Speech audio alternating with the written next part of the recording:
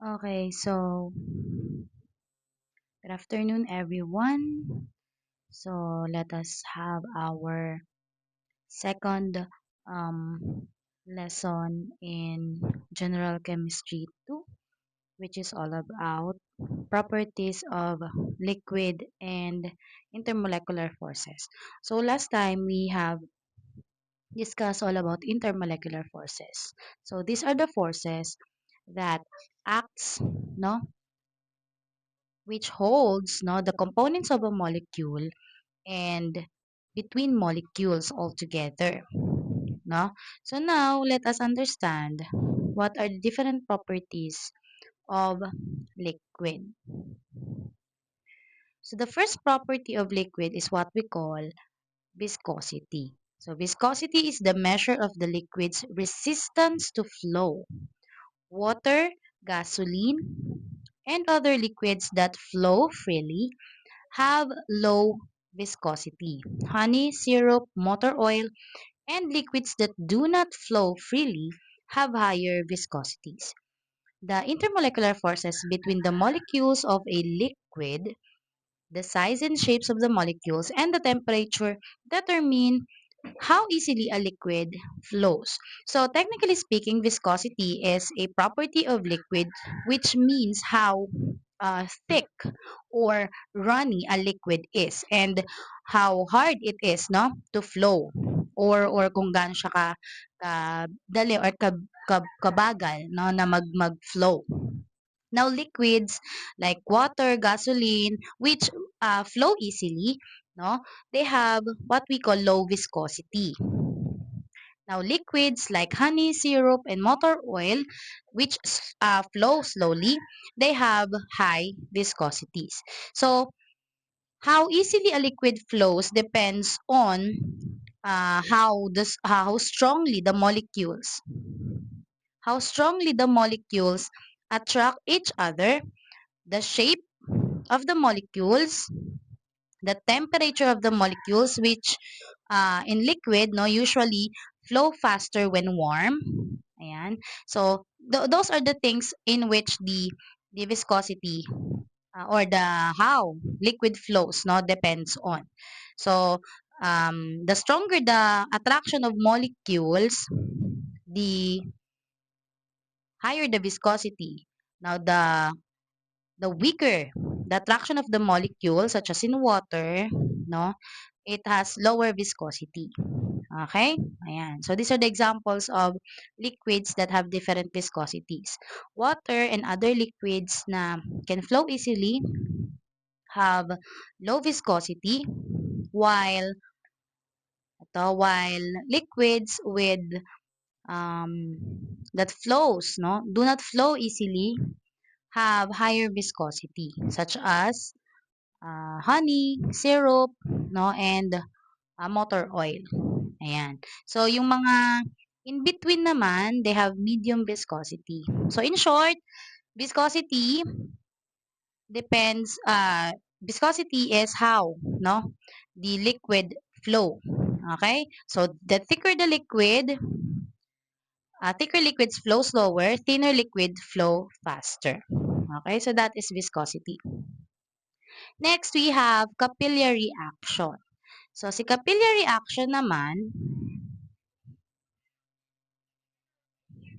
capillary action can be defined as the accession of liquid through slim tube, cylinder, or permeable substance due to the adhesive and cohesive forces interacting between the liquid and the surface. So, capillary action is when a liquid moves upward. So, sabi nga dito, ascension of liquid.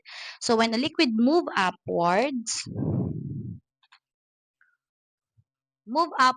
in a slim tube, ayan, or cylinder, that is called capillary action. Now, this happens, as we can see here in the example, ayan, no? Ano to, these are tissue papers na nilagay sa tubings, in different colors. So, over time, nasipsip nila yung tubig and it formed flowers of different colors. So this happens because the liquid sticks to the surface of the material, or also known as adhesion. The liquid molecules no stick to each other, no. These forces working together, and the liquid can rise even against gravity. So ayan, that is called capillary action. Ayan. So what are the different forces in capillary action? Number one, no, there are three main forces. There are three main forces to determine whether a liquid possesses a capillary action. Number one, we have cohesive force. So cohesive force is the intermolecular bonding of substances where its mutual attractive forces them to maintain a certain shape of the liquid. So the ability of liquid to show capillary action may depend on these three main factors. One of this is what we call cohesive force. Cohesive force is the attraction between molecules of the same substance. So, meaning to say, it attracts another liquid molecule of same substance. So, kung water siya, it will attract the same molecule of water. Okay? Now, in liquid, this force keep the molecules close together and helps the liquid to keep its shape. So for example, as we can see here, molecules attract each other strongly.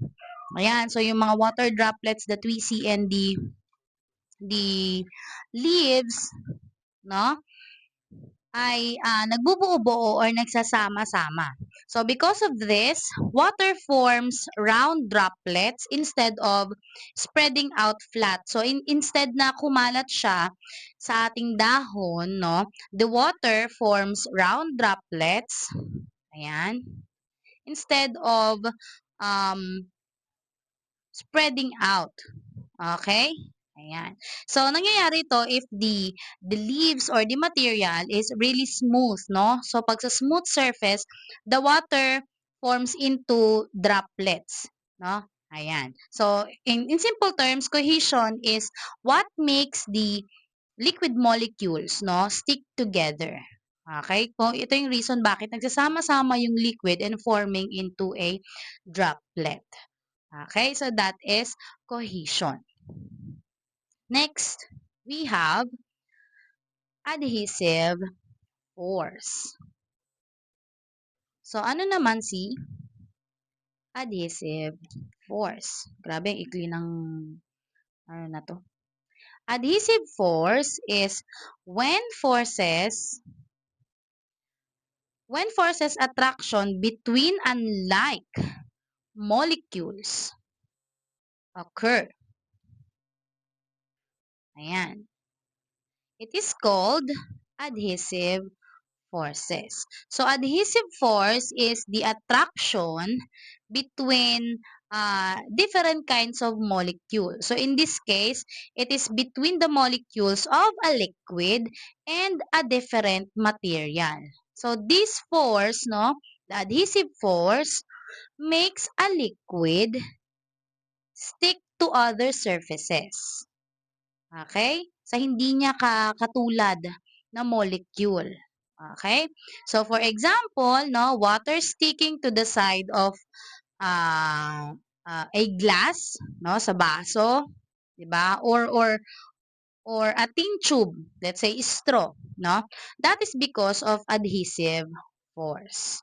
So, in simple term, adhesion is what makes the liquid, no, stick to other material.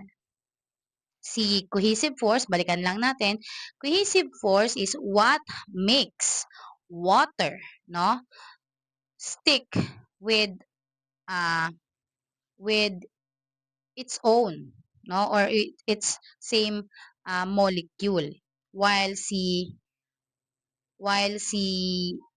adhesion force, no, is what makes liquid stick to other materials. Okay? Ayan.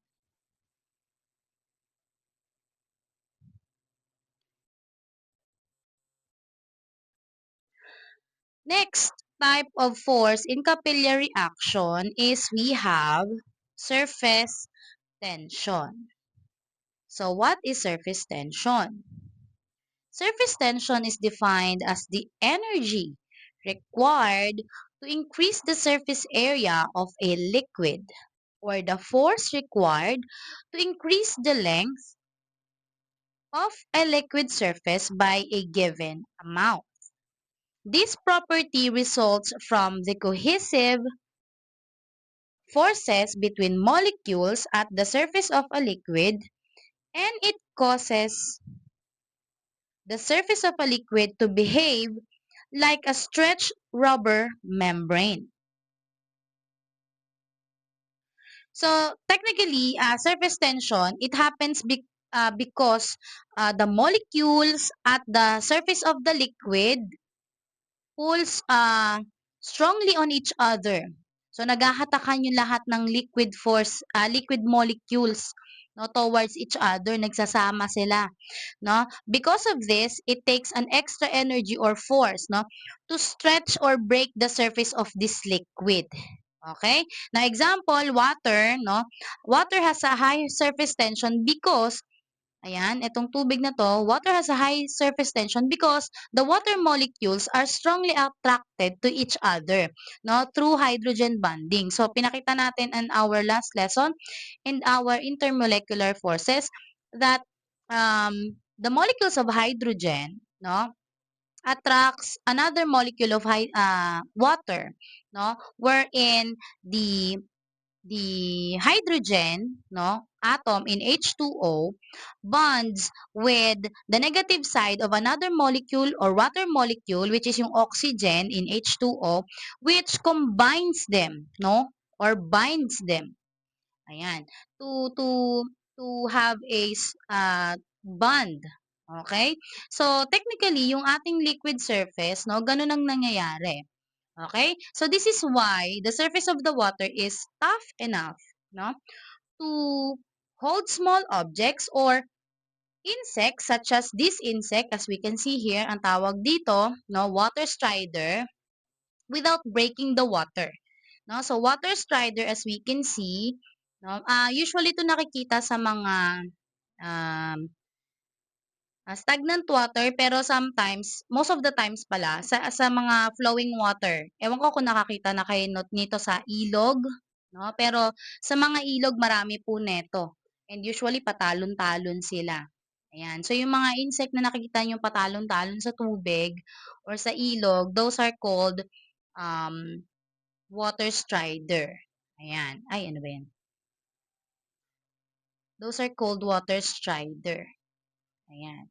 So, the reason bakit hindi sila lumulubog is because their feet, as we can see here, no, it is designed to, in a way na nakabend siya, no, that occupies a great surface area ng kanyang paa which allows it to flow. And pinagkaiba ng mga water strider with other insects, no, pag zoom in natin yan in a microscopic level, wala siyang mga insect hairs. So, yung may ibang insekto kagaya ng ano, ng gagamba, kung nakikita ninyo yan sa malapitan, meron yung mga maliliit na balahibo. No? So yung water strider, wala po kayong makikitang um, balahibo. Ayan. Kaya, uh, ang mga water strider, no, can float on the surface of the water. So, in simple terms, no, surface tension makes the surface of a liquid strong and stretchy. Okay? Ayan. Okay lang po.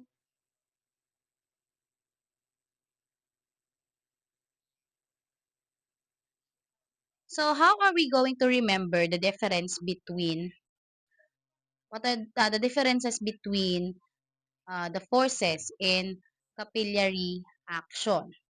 So, capillary action only occurs when the adhesive forces are stronger than the cohesive forces, which invariably becomes surface tension in the liquid.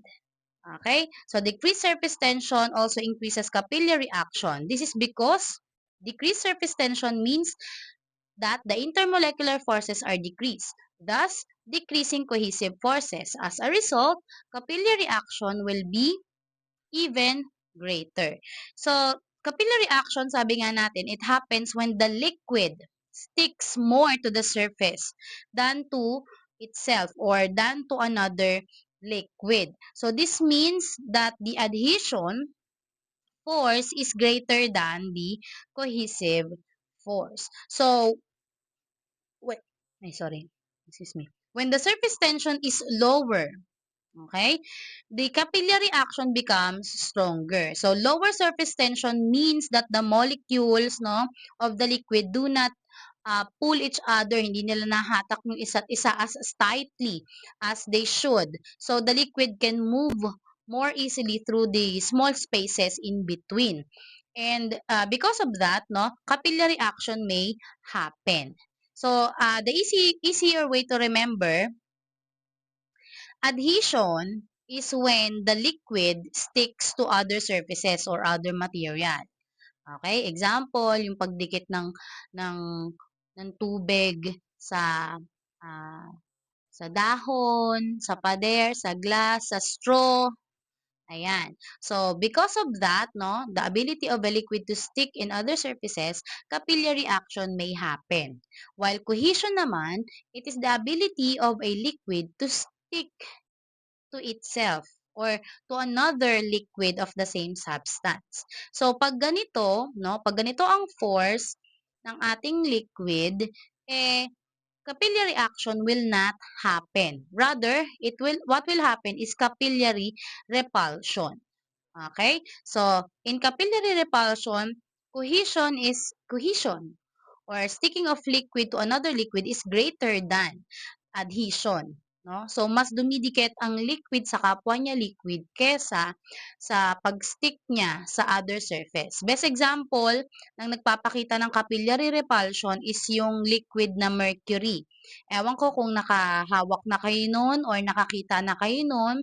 Yung mercury is, makikita po natin siya sa anong tawag dito?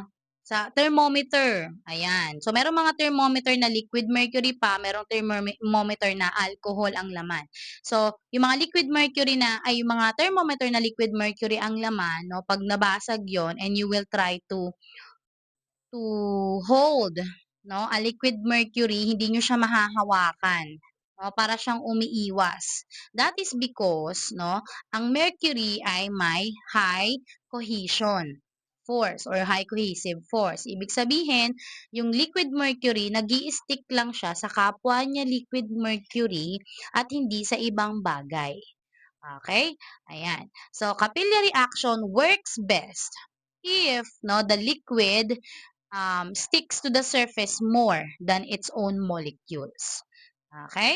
Ayan. So, yun lang ang ating discussion for today. Actually, napakasaglit niya lang. So, recap lang natin ulit. Yan.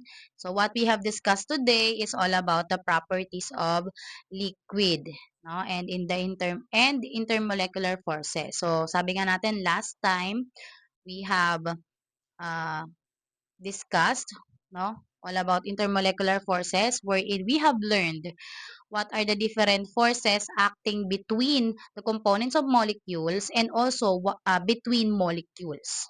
So ngayon naman, pinag-aaralan natin what are the different properties of liquid rather.